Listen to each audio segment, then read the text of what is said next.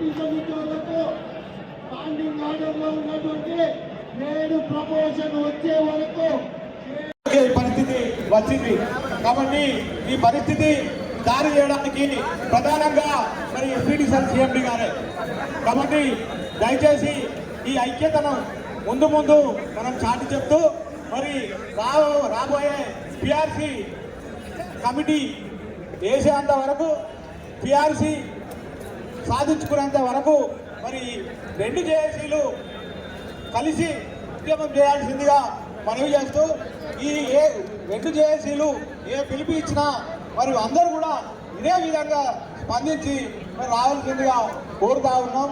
ఎందుకనంటే 2 జేఏసీలు కలవకుంటే ఆర్టిజన్ సమస్యలు కానీ, ఈపీఎఫ్ టు జీపీఎఫ్ కానీ ఇవన్నీ కూడా మరి గత కొన్ని సంవత్సరాలుగా మరి పెండింగ్ ఉన్నటువంటి సమస్యలు.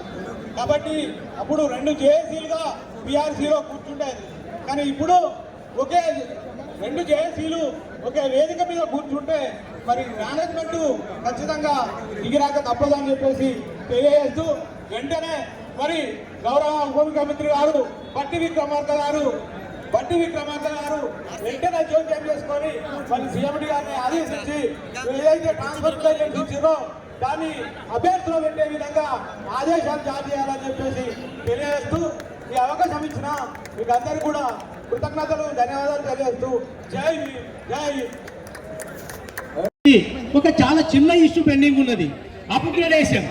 ఈవెన్ అప్గ్రేడేషన్ కూడా ఇవ్వకుండా వారి యొక్క కన్వర్షన్ అనేది మరి అది కూడా పెండింగ్ లో పెట్టి అదంతా కూడా చేస్తూ ఉన్నారు. కాబట్టి డెఫినెట్ గా ఈ జాబ్ మీకు అందరికీ ప్రామిస్ చేస్తుంది.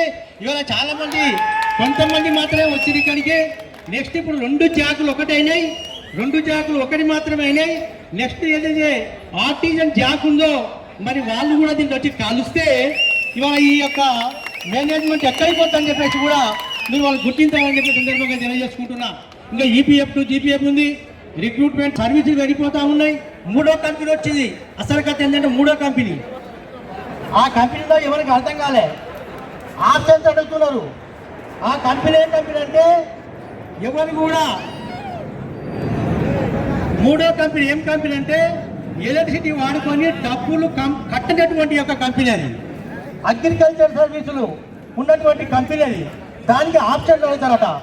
ఆప్షన్ నీకు అడిగి 29 లక్షల ట్రాన్స్ఫార్మర్లకు మీటర్లు పెడతారట. మీటర్లు పెడితే మన ఏమవుతుందో ప్రభుత్వానికి తెలుసు. ప్రభుత్వం కూడా మనం అటువంటి ఏం చేయదని చెప్పేసి ఆశిస్తున్నాం. ఇవాళ ఇక్కడ చేసేటువంటి ధర్నా కార్యక్రమం కూడా డెఫినెట్గా ఇది ప్రభుత్వానికి వ్యతిరేకం కాదని చెప్పేసి మరొకసారి దేశం తెలియజేస్తా ఉన్నా. మరి ఈ మేనేజ్మెంట్లో ఇంతకుముందే బోర్డ్ ఆఫ్ డైరెక్టర్స్ మాట్లాడిండ్రు. మరి వాళ్ళకి కార్యక్రమం అవకాశం లేకుండే టాప్ మేనేజ్మెంట్కు మిడిల్ మేనేజ్మెంట్కు కమ్యూనికేషన్ గ్యాప్ వల్ల మనకు ఒక మంచి సదావకాశం ఇచ్చిండ్రు. ఎందుకంటే విద్యుత్ సౌదాలో 2014లో చూసిన తర్వాత మళ్ళీ ఇప్పటిదాకా ఇంత పెద్ద కార్యక్రమం చేయలే. ఎందుకంటే మనకు అవకాశం రాలే. మరి 2026లో వేజిట్ వచ్చింది, ఖచ్చితంగా చేయాల్సి వస్తుంది. అది అప్పుడు ఎట్లా చేయాలంటే మిగతా కంపెనీలు అన్నీ కూడా కలిసి వస్తుంది అది.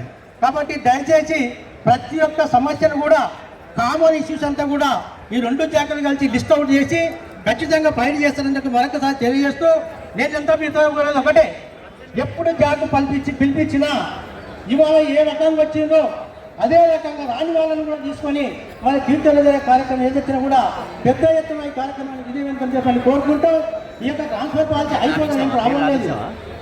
అది స్టార్ట్ అయింది అక్కడ, అది ఖాళీ పట్టడం కాదండి.